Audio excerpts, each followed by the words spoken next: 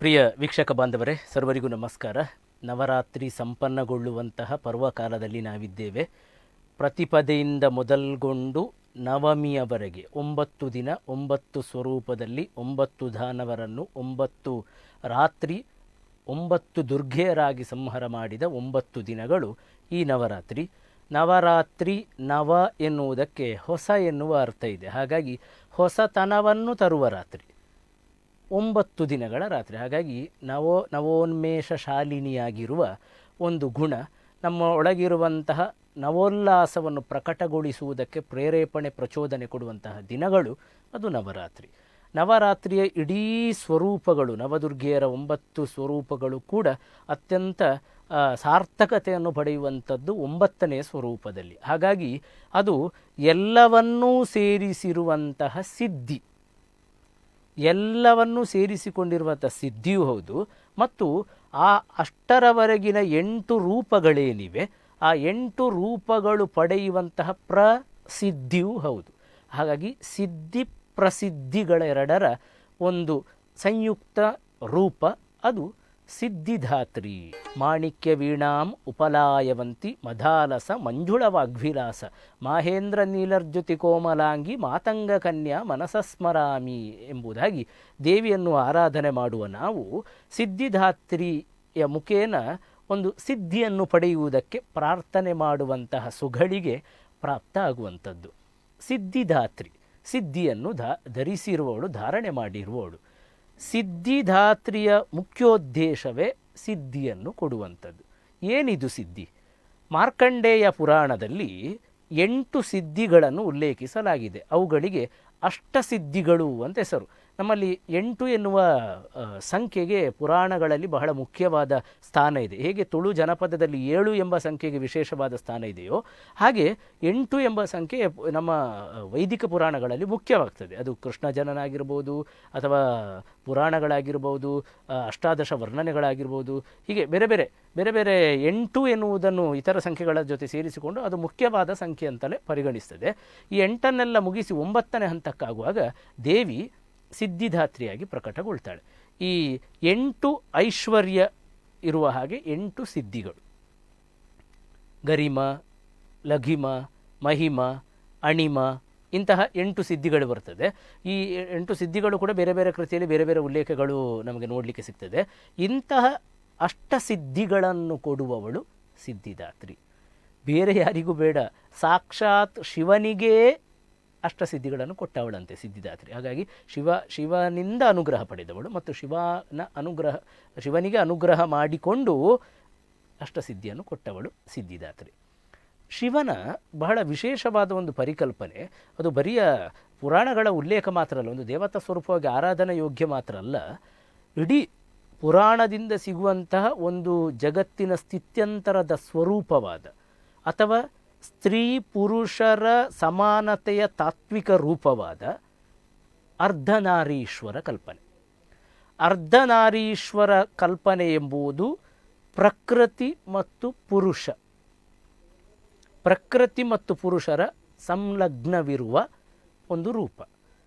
ಪ್ರಕೃತಿ ಪುರುಷಾತ್ಮಕಾತ್ ಇತಿ ಜಗತ್ ಎನ್ನುವಂತಹ ಮಾತಿದೆ. ಅಂದರೆ ಜಗತ್ತು ಉಂಟಾಗಿರುವುದೇ ಪ್ರಕೃತಿ ಪುರುಷರಗಳ ಸಂಯುಕ್ತ ರೂಪದಲ್ಲಿ. ಅದು ನಮ್ಮಲ್ಲಿ ಬರುವಂತಹ ಆಯುಧಗಳ ಸ್ವರೂಪ ಆಗಿರಲಿ, ನಮ್ಮಲ್ಲಿ ದೈವಾರಾಧನೆ ದೇವತಾರಾಧನೆ ಬೆಳಕಾಗುವಂಥ ವಸ್ತುಗಳ ಸ್ವರೂಪ ಆಗಿರಲಿ, ಮಂತ್ರಗಳ ಸ್ವರೂಪ ಆಗಿರಲಿ, ಅಥವಾ ಪ್ರತಿಮೆ ಮತ್ತು ಪಾಣಿಪೀಠದ ಕಲ್ಪನೆ ಆಗಿರಲಿ, ಪಾಣಿಪೀಠ ಮತ್ತು ಅದರ ಮೇಲೆ ಇಟ್ಟಿರುವಂತಹ ಶಿವಲಿಂಗದ ಕಲ್ಪನೆ ಆಗಿರಲಿ, ಇದೆಲ್ಲವೂ ಪುರುಷ ಮತ್ತು ಪ್ರಕೃತಿಯನ್ನೇ ಸೂಚಿಸುವಂಥದ್ದು. ಅದು ಬಹಳ ತಾತ್ವಿಕವಾದ ವಿಚಾರ.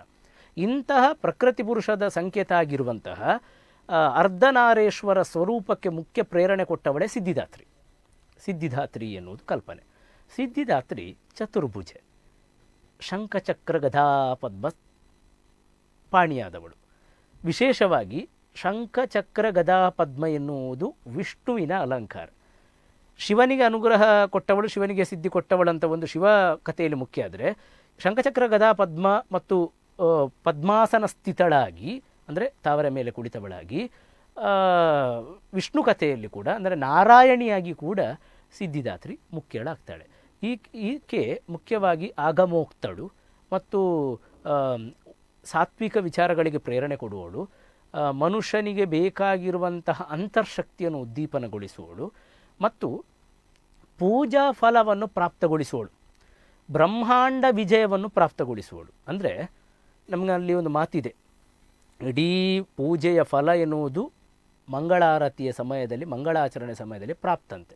ಅದಕ್ಕಾಗಿ ಆ ಮಂಗಳಾಚರಣೆ ಸಮಯವನ್ನು ಪ್ರಸನ್ನ ಕಾಲ ಅಂತ ಕರೆದಿದ್ದಾರೆ. ಪ್ರಸನ್ನ ಅಂತ ಹೇಳಿದರೆ ಒಂದು ಪ್ರಫುಲ್ಲಿತ, ಒಂದು ಆಹ್ಲಾದಿತ ಸಮಯ ಅಂತ ಅರ್ಥ, ಸಂತೋಷದ ಕಾಲ, ಹರ್ಷ ಕಾಲ. ಅದು ಈ ಪ್ರಸನ್ನ ಕಾಲದಲ್ಲಿ ನಾವು ಏನು ಬೇಡಿದರೂ ಕೂಡ ಸಿಗ್ತದಂತೆ, ಅಷ್ಟು ಶುಭಪ್ರದ, ಅದೊಂದು ಪಾಸಿಟಿವ್ ಎನರ್ಜಿ, ಸಕಾರಾತ್ಮಕ ಎಂಬುದು ಬಹಳ ಜಾಗೃತವಾಗಿ ತಿರುಗಾಡ್ತಿರುವಂತಹ ಪ್ರಚಾರವಾಗಿರುವಂತಹ ಸಂದರ್ಭ ಅದು. ಹಾಗೆ ಸಿದ್ಧಿದಾತ್ರಿ ಎನ್ನುವಂತಹ ಅವತಾರ ಒಂದು ರೀತಿಯಲ್ಲಿ ಉಳಿದೆಂಟು ಅವತಾರಗಳ ಸಾರ್ಥಕ್ಯ, ಸಾಫಲ್ಯ, ಒಂದು ರೀತಿಯ ಎಲ್ಲವನ್ನು ಸಮೀಕರಿಸಿಕೊಂಡ, ಸೇರಿಸಿಕೊಂಡ, ತನ್ನೊಳಗಿರಿಸಿಕೊಂಡ ಒಂದು ಆತ್ಯಂತಿಕ ಸ್ವರೂಪ ಅದು.